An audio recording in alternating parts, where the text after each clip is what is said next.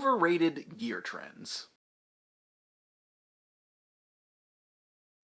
Hey everyone, I'm Jack Fossett. Welcome to Real Guitar Talk, tackling some issues that I think pertain to guitar players nowadays that I don't see spoken about very openly. Today I want to talk about gear trends. Now, the important thing to remember when I'm talking about trends is that a lot of these, I don't think that the products or, kind of the angle or whatever is necessarily bad of what they're trying to sell. What I don't like about it is the trends kind of going around like, oh, you need to have this or you can't do that or your gear's only good if it's like this.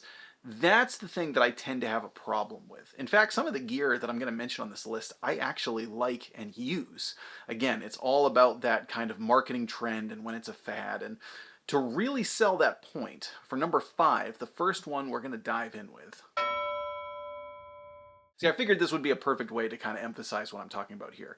Small tube amps, because many of you know I love small tube amps. I have done loads of videos with small tube amps, and I believe, based on some comments, that many of you have bought small tube amps based on what I've said. This was also the first gear trend I ever saw happen in real time, and it was back when Epiphone released the Valve Junior amp, which was a really cool amp. I had a Valve Junior. I had the head and the little I think it was a 112 combo. I'm sorry, 112 cabinet. And after Epiphone came out with the Valve Junior, all of a sudden, all the companies had to either come out with or reissue a small low-watt tube amp that they had in their past, or they just went everywhere. The same kind of thing happened with the Orange Tiny Terror, and then you saw all the amp companies come out with the lunchbox size amps, like you had Vox come out with the Night Train, and then Mesa Boogie came out with one, and a bunch of other companies came out with these sort of little mini heads. And the thing about small tube amps is they started, back in the early days, they started really as student practice amps, but they happened to sound really good because they were, all hand-wired tube and things. And players started using them for recording because it was much easier to control the volume, so they became associated with legendary tones on a lot of records. We don't really necessarily need that nowadays. Now, again, I like small tube amps, I use them, I have fun with them. But again, they're not something that I actually need. And if push came to shove, if I could, really get my hands on one amp, they're not the first thing that I would buy. And there was that trend again of kind of like all of a sudden everybody was like pretending like they never knew it before, just like, oh, you need this so you can get the wide open drive tones at a manageable volume.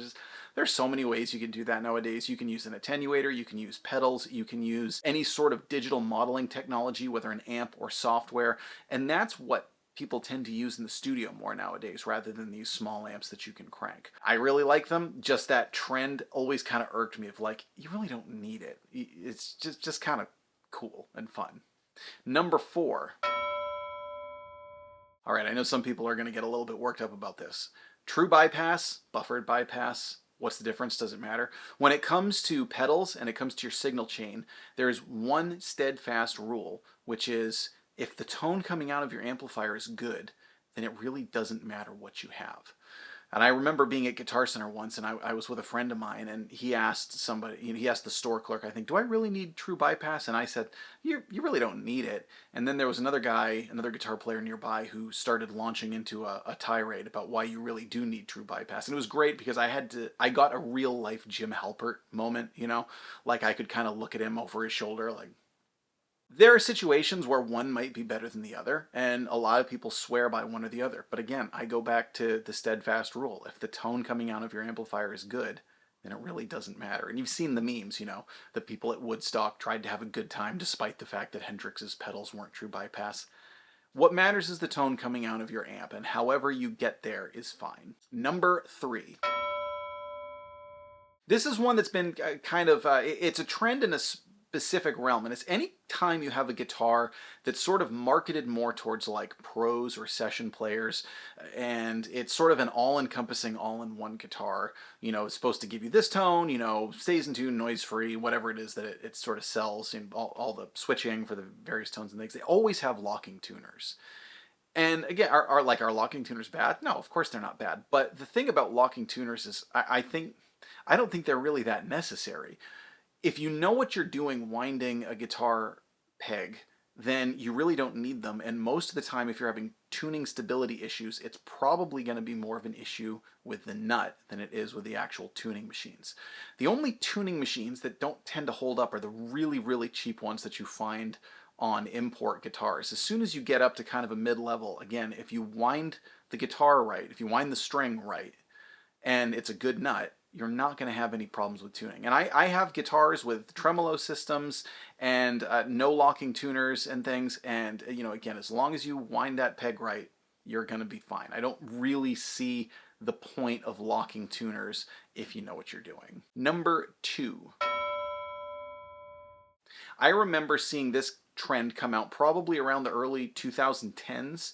And I actually think YouTube might have influenced it, because when YouTube came out and people started experimenting with more pickups because they could actually hear them in reviews, they also started experimenting with better wiring, and you had companies coming out where you could buy a more expensive wiring harness. And so then you started seeing some companies kind of advertising like, almost like it's an upsell, like, well, this one has CTS pots and orange drop capacitors and things. And to me, I'm like, okay, yeah, they're not bad.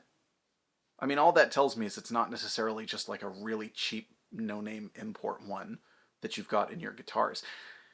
I don't really see CTS pots or orange drop caps as a huge improvement in the tone. Again, better than the cheap stuff, and you can really deep dive into like what pots and caps are good, but basically I never really saw that as like a selling feature, like, okay, I don't know that CTS pots are any better than the Gibson brand pots that were used for a long time, or the Fender brand pots, or PRS, I'm pretty sure, uses their own pots and things. And CTS is kind of just, right there. There's some other ones that I think are better for not much money. I prefer Bournes myself, but sure, I mean, whatever sells your guitars, I guess. And the number 1 overrated gear trend. Again, this is a product that I actually think is really cool and you can get some cool tones out of. And 2 times I've seen this come up like it was the greatest thing in the world that everybody needed, and then died down when everyone realized they don't really need them. Acoustic electric hybrids. Man, there are some really cool acoustic electric hybrids out there that you can get some great tones out of. But the reality is that, first of all, it's always tricky because they almost always need you to run into 2 different rigs. They need you to run into like an A/B switch where you go into one acoustic rig or direct in somehow and then into an electric amp. So even though you've got one guitar, you're still using 2 rigs. The other thing is that each one of them tends to do one thing better than the other. Now, for instance, I reviewed the Fender Acoustasonic guitars, which are really cool guitars. They make great tones. I really think those are best, though, for acoustic players who want a high-quality plugged-in acoustic tone and a lighter, kind of more gig-friendly guitar, right? Because it's lighter, it's smaller, you don't have your arm up over the shoulder quite as much. And I don't really see them as necessarily the wildly versatile thing that everyone sells them as. Yeah, they are versatile. They can get a lot of cool tones, but it sort of seems like players, only a select few players, I'll say, only a select group of players really use them for all they're capable of. And when push comes to shove, like for me, I'm kind of in one mode or the other. I'm either playing acoustic guitar or I'm playing electric guitar. And if I'm playing acoustic guitar and it comes up to a lead part or something that I might more favor electric, I'm still fine. I'll just play it on acoustic. Or if I'm playing a song that's traditionally acoustic and I'm playing it on an electric guitar, I'll just strum some clean chords. And ultimately, again, I remember the T5. The 2 times I saw this trend come out, it was the Taylor T5 when that was introduced, I think it was like 20 years ago, and then the Fender Acoustasonic series.